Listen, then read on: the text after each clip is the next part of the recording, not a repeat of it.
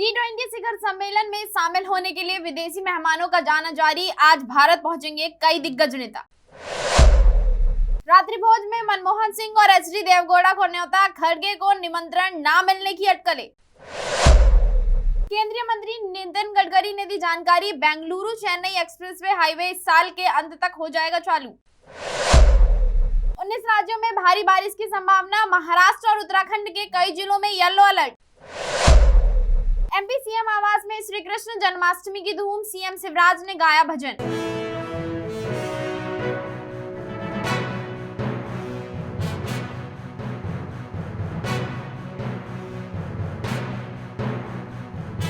नमस्कार, new India live देख रहे हैं आप और मैं हूं आपके साथ रूबी सिंह चौहान।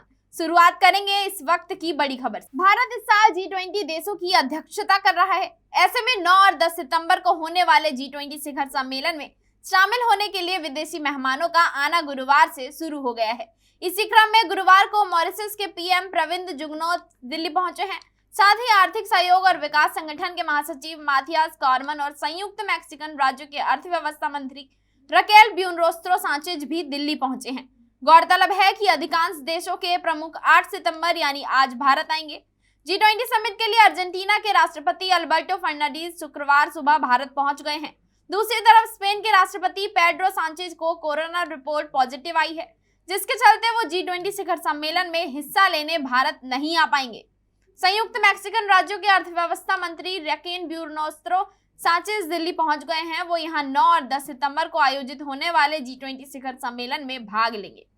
बता दें कि भारत और मैक्सिको के बीच आपसी समझ और द्विपक्षीय व्यापार में बीते दिनों तेजी आई है। भौगोलिक रूप से दूर होने के बावजूद दोनों देशों में भूगोल, इतिहास, संस्कृति और सभ्यता के संबंध में कई समानताएं हैं। आर्थिक सहयोग और विकास संगठन के महासचिव माथियास कॉरमन 9 और 10 सितंबर को नई दिल्ली में होने वाले G20 शिखर सम्मेलन में भाग लेने के लिए गुरुवार को भारत पहुंचे।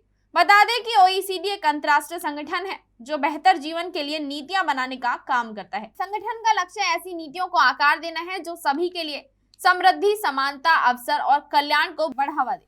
OECD ने साक्ष्य आधारित अंतर्राष्ट्रीय मानकों की स्थापना और कई सामाजिक, आर्थिक और पर्यावरणीय चुनौतियों को समाधान खोजने की दिशा में काम करता है।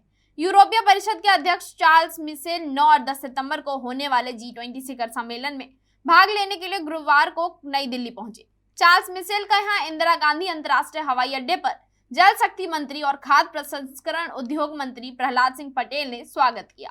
विश्व व्यापार संगठन के महानिदेशक नगोजी ओकोंजो-इवेला गुरुवार रात नई दिल्ली हवाई अड्डे पर पहुंचे। वो यहाँ G20 शिखर सम्मेलन में भाग लेंगे। G20 नेताओं का शिखर सम्मेलन 9-10 सितंबर को यहाँ राष्ट्रीय राजधानी में होगा।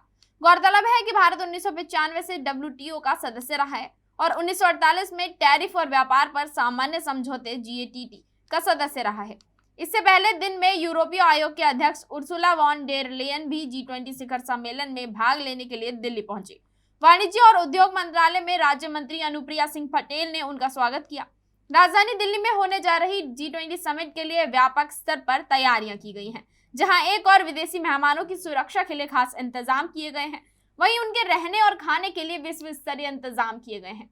कई केंद्रीय मंत्री को व्यवस्थाओं की जिम्मेदारी दी गई है। G20 समिट में शामिल होने के लिए दुनिया भर के नेताओं का भारत आने का कार्यक्रम भले ही गुरुवार से शुरू हो गया हो, लेकिन अधिकतर देशों के राष्ट्राध्यक्ष 8 सितंबर यानी आज भारत पहुंचेंगे। इनमें अमेरिका के राष्ट्रपति जो बाइडेन, यूके के पीएम ऋषि सुनक, जापान के पीएम किशिदा फूमियो, ऑस्ट्रेलिया के पीएम एंथनी अल्बनीज, रूस के विदेश मंत्री सर्गेई लावरोव, चीन के पीएम ली कीयांग, ब्राजील के राष्ट्रपति लुइज इनेसियो लुला दा सिल्वा आदि शामिल हैं। इन नेताओं के साथ ही कनाडा, UAE, तुर्की समेत कई और देशों के राष्ट्र प्रमुख भी आज दिल्ली पहुंचे। वहीं G20 शिखर सम्मेलन के लिए राजधानी दिल्ली को भव्य रूप से सजाया गया है। इस कार्यक्रम में शामिल होने वाले विश्व स्तरीय नेताओं का आगमन शुरू हो गया है।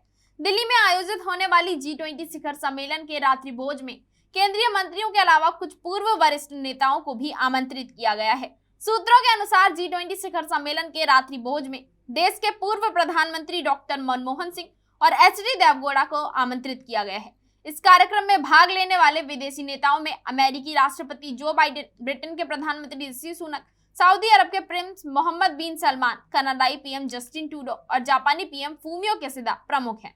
सूत्रों के माध्यम से सम्मेलन के रात्रि भोज में सभी मुख्यमंत्रियों को भी आमंत्रित किया गया है। लेकिन कांग्रेस के राष्ट्रीय अध्यक्ष मल्लिकार्जुन खड़गे को आमंत्रित नहीं किया गया है। उनके अलावा अन्य किसी भी पार्टी के नेताओं को भी आमंत्रित नहीं किया गया है। वहीं चीनी राष्ट्रपति शी जिनपिंग और रूसी राष्ट्रपति व्लादिमीर पुतिन G20 शिखर सम्मेलन में शामिल नहीं होंगे।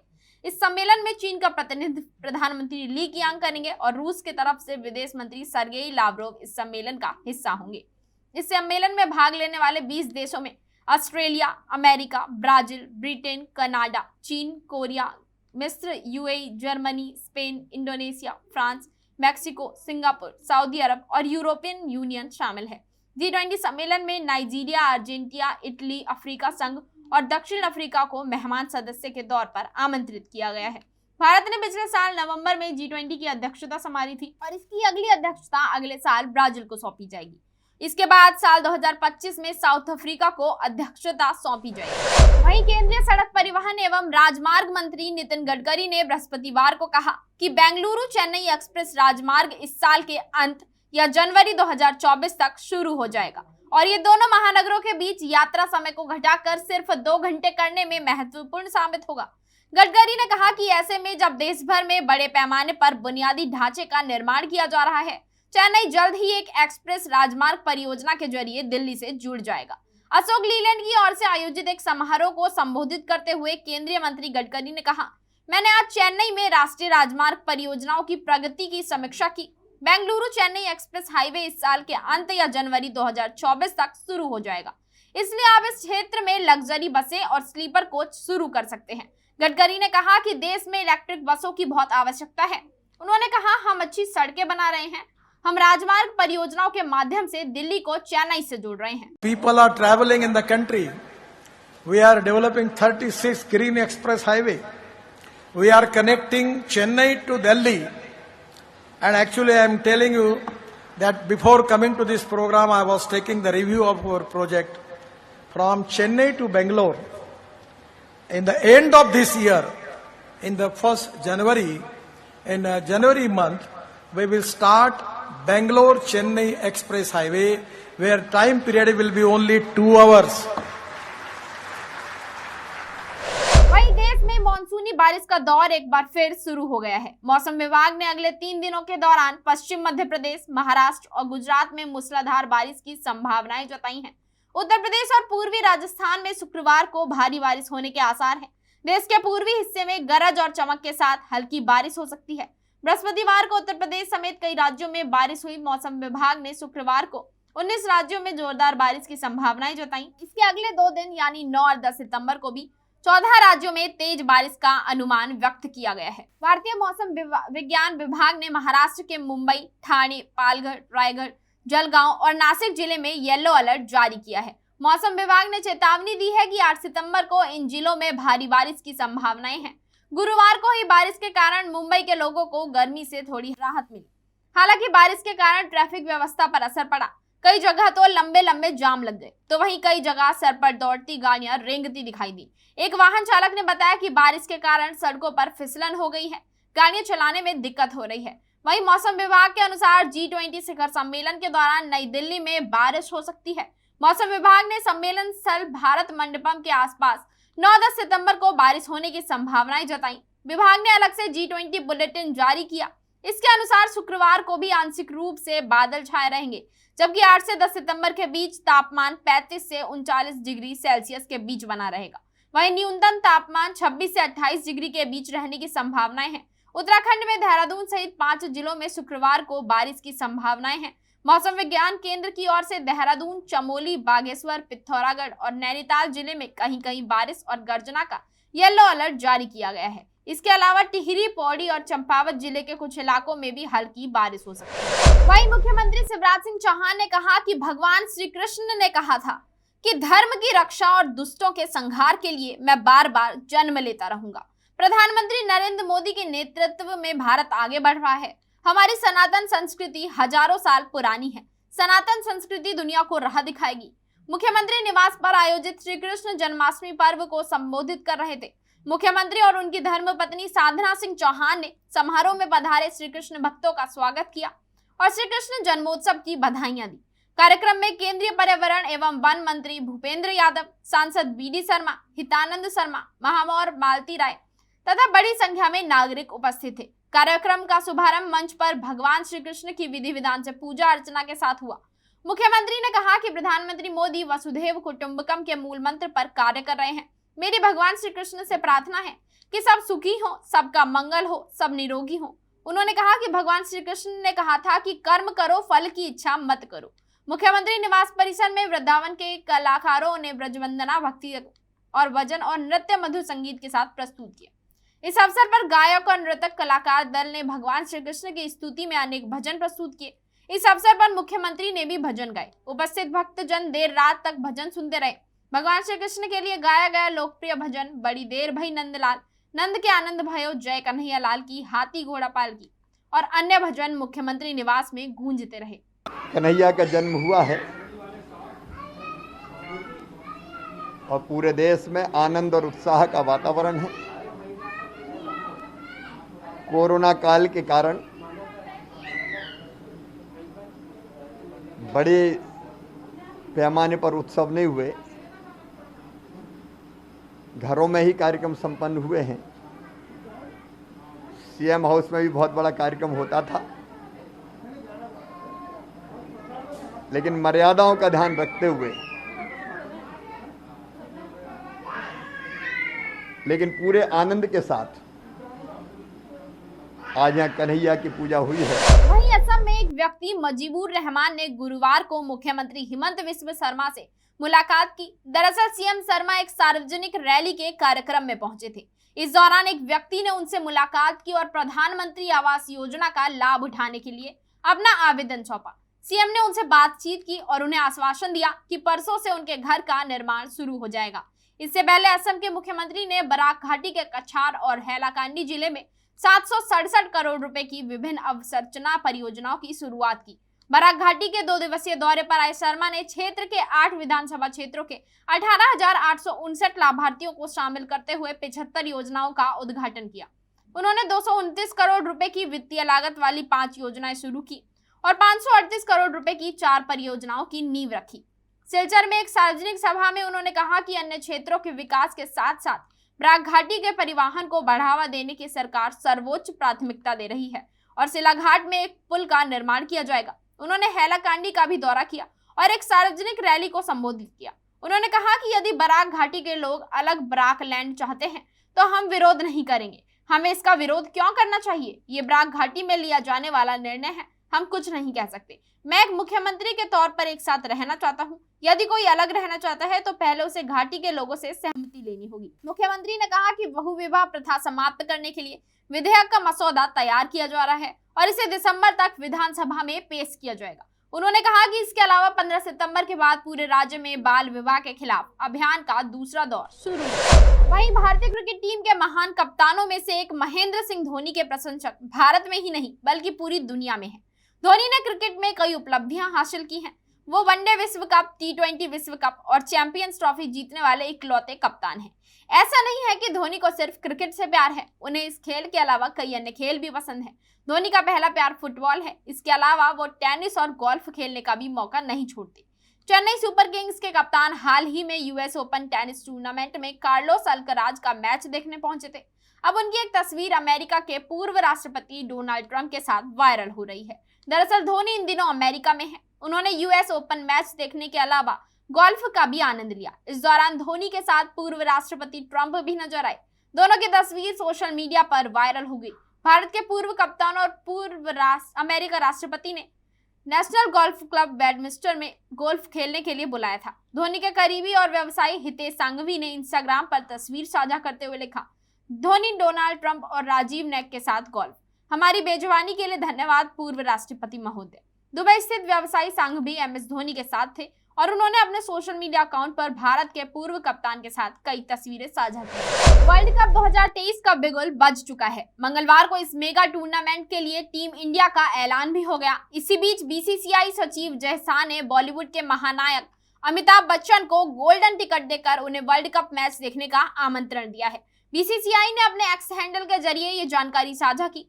BCCI ने अपने पोस्ट में लिखा कि गोल्ड आइकन को हमने गोल्डन टिकट प्रदान किया। BCCI सचिव जय शाह ने सदी के महानायक को गोल्डन टिकट प्रदान किया है। वो एक महान अभिनेता के साथ साथ एक समर्पित क्रिकेट प्रेमी हैं।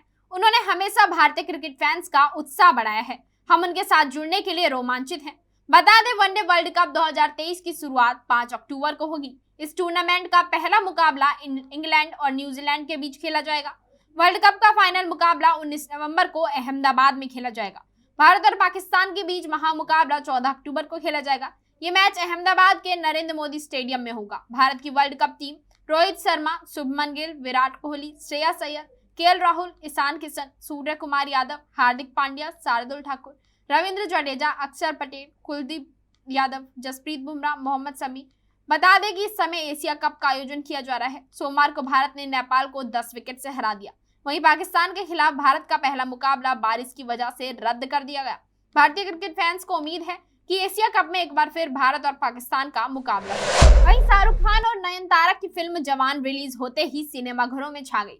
फिल्म ने पहले दिन ही रिकॉर्ड तोड़ कमाई की और भारत में सबसे ज्यादा कमाई करने वाली फिल्म का रिकॉर्ड बना लिया। फिल्म की दमदार सफलता और फैंस के मिल रहे बेशुमार प्यार को देख सुपरस्टार शाहरुख खान ने खुशी जताई थी और अपने फैंस को धन्यवाद दिया था। वहीं अब फिल्म के निर्देशक एटली ने जवान को मिल रहे दर्शकों के प्यार पर अपनी प्रतिक्रिया दी है। जवान के निर्देशक एटली ने गुरुवार रात मुंबई के गेयटी गैलेक्सी सिनेमा का दौरा कर प्रशंसकों को आश्चर्यचकित कर दिया। जब फिल्म निर्माता थिएटर से बाहर निकल रहे थे तो उन्हें पैपराजी ने घेर लिया और उनसे उनकी फिल्म की शानदार शुरुआत के बारे में भी पूछा। एटली ने जवान की सफलता का श्रेय शाहरुख खान को दिया और उनकी फिल्म को प्यार देने के लिए दर्शकों को धन्यवाद दिया। Most of the people are appreciating you for making Shah Rukh Khan on the huge All scale. because of Shah Rukh. So थोड़ा बारिश आ रहा है please. Thank you. देश की राजधानी दिल्ली में 9 और 10 सितंबर को G20 समिट का आयोजन हो रहा है। समिट में 29 देशों के राष्ट्राध्यक्ष शामिल होंगे। इसकी सुरक्षा के लिए देश भर के 1.5 लाख जवान तैनात किए गए हैं। वहीं दिल्ली पुलिस के जवान राजघाट इलाके में ट्रैक्टर से गश्त कर रहे हैं। इसका वीडियो वायरल हो रहा है, जिसमें देखा जा सकता है कि 3 जवान ट्रैक्टर पर सवार होकर इलाके में पेट्रोलिंग कर रहे हैं। ऐसा ही एक और वीडियो सामने आया है जिसमें दिल्ली पुलिस के जवान नाव पर सवार होकर यमुना नदी में गश्त कर रहे हैं। उधर भारतीय वायुसेना के विंग कमांडर गजेंद्र ने गुरुवार को 10,000 फीट से स्काई डाइविंग करते हुए G20 का झंडा फहराया। वीडियो के बैकग्राउंड में बॉलीवुड की फिल्म 83 का सॉन्ग लहरा दो गाना बज रहा है। हिसार के आदमपुर के विधायक भव्य बिश्नोई को मिनिस्टर बनाने के लिए उनके समर्थक कुंवारेपन की दुहाई दे रहे हैं, लेकिन हरियाणा के सीएम मनोहर लाल भी बड़ी चतुराई से इस मांग की काट निकालते हुए कहते हैं कि अकेले भव्य ही कुंवारा नहीं है, मैं भी हूँ। मेरी शादी की उम्र तो निकल चुकी है, लेकिन भव्य को भी जल्द ही इस श्रेणी से निकाल देंगे। दरअसल हिसार में बिश्नोई मंदिर में गुरु जम्भेश्वर भगवान के जन्मोत्सव पर अखिल भारतीय बिश्नोई महासभा के प्रधान देवेंद्र बुडिया ने मुख्यमंत्री के समक्ष मांग रखी कि सीएम साहब विधानसभा में भव्य बिश्नोई ही कुंवारा सदस्य है जिसने अभी शादी नहीं की, इसलिए शादी से पहले कार्ड पर मिनिस्टर लिख दें तो कार्ड का वजन बढ़ जाएगा। पूरा बिश्नोई समाज आपको पलकों पर बैठाएगा। पर्यावरण प्रेमी समाज की बात मान ली तो बल्ले बल्ले हो जाएगी, आप हमेशा कामयाबी पाओगे। इस पर सीएम मनोहर लाल ने हंसते हुए कहा कि अकेले भव्य ही कुंवारा नहीं है, मैं भी हूँ। हाँ, मेरी शादी की उम्र तो निकल गई, लेकिन भव्य को इस श्रेणी से निकाल देंगे और इसकी शादी सिक्किम की आईएएस से इस साल धूमधाम से करवा दी। वहीं पाकिस्तानी एक्ट्रेस नौशीन शाह ने हाल ही में कंगना रनौत के बारे में बात की। उन्होंने कंगना को कट्टर और चरमपंथी कहा। पाकिस्तानी एक्ट्रेस ने बताया कि वो आज तक किसी भी भारतीय एक्टर से नहीं मिली हैं, लेकिन वो कंगना से एक बार मिलना चाहती हैं और उन्हें 2 थप्पड़ भी मारना चाहती हैं। हालांकि इंटरव्यू वीडियो में थप्पड़ शब्द को म्यूट कर दिया गया है, लेकिन नौशीन का इशारा साफ समझ आ रहा है। दरअसल नौशीन हाल ही में पाकिस्तानी यूट्यूब चैट शो हद कर दी विद मोमिन साकिब में बतौर गेस्ट पहुंची थी। इस दौरान उन्होंने कहा कि भारतीय और पाकिस्तानी एक्टर्स को एक दूसरे का सम्मान करना चाहिए। कंगना के बारे में बात करते हुए नौशीन ने कहा, जिस तरह से वो मेरे देश के बारे में बकवास कहती हैं, जिस तरह से वो पाकिस्तानी सेना के बारे में कहती हैं, मैं उनके साहस को सलाम करती हूँ। शायद वो भूल जाती हैं कि वो किसी दूसरे देश के बारे में बात कर रही हैं। उन्हें अपने देश पर ध्यान देना चाहिए, अपनी एक्टिंग और अपने डायरेक्शन पर ध्यान देना चाहिए। उन्हें अपने विवादों और एक्स बॉयफ्रेंड पर फोकस करना चाहिए। नौशीन ने कंगना पर निशाना साधते हुए कहा कि वो जानना चाहेंगी कि एक्ट्रेस को पाकिस्तानी सेना और उनकी खुफिया एजेंसियों के बारे में इतनी जानकारी कैसे मिलती है। उन्होंने कहा, कंगना भला कैसे जानती हैं कि पाकिस्तान में लोगों के साथ दुर्व्यवहार किया जाता है? वो पाकिस्तानी सेना के बारे में इतना कुछ कैसे जानती हैं? वो हमारी एजेंसियों के बारे में इतना कैसे जानती हैं? बल्कि हमें इस बारे में पता नहीं होता है। बता दें, कंगना हमेशा से सोशल मीडिया पर ग्लोबल और नेशनल पॉलिटिक्स पर अपनी राय रखती आई हैं। फिल्मों की बात करें तो वो जल्द ही चंद्रमुखी 2 में नजर आएंगी, जो अगले हफ्ते रिलीज होने वाली है। इसके अलावा एक्ट्रेस जल्द ही इमरजेंसी और तेजस में भी दिखाई देंगी। इस बुलेटिन में इतना ही। जुड़े रहें हमारे साथ और देखते रहें न्यू इंडिया लाइव।